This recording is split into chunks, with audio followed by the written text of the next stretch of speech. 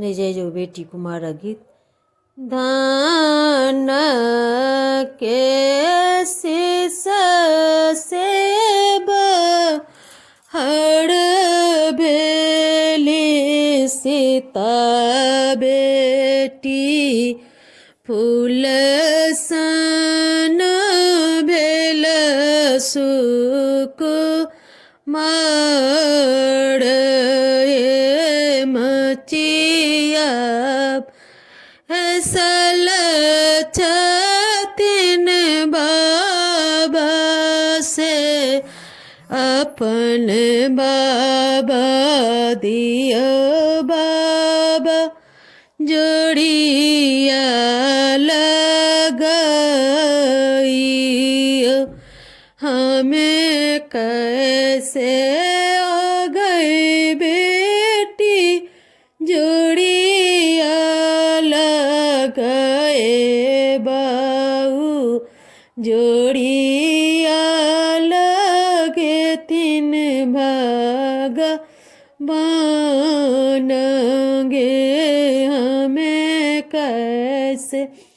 आ गए बेटी जोड़िया लगाए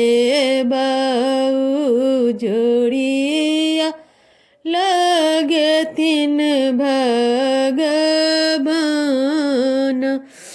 गे धान के शीस से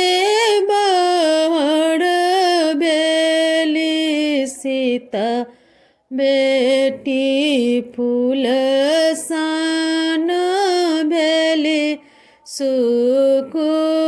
सुकुमार हे पलंग बैसल छतिन पापा से अपन पापा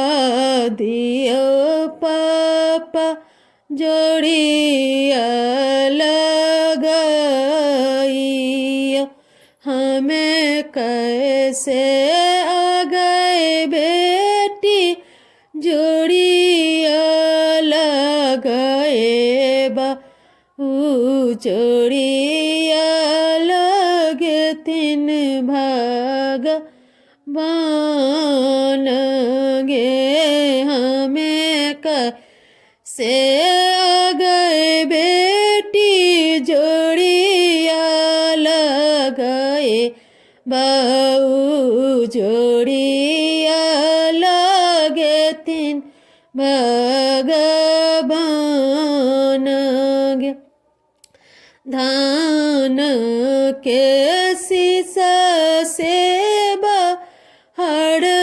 भेली सीता बेटी फूल सन भेली सुक मार कुरसीब सल छतिन भैया से अपन भैया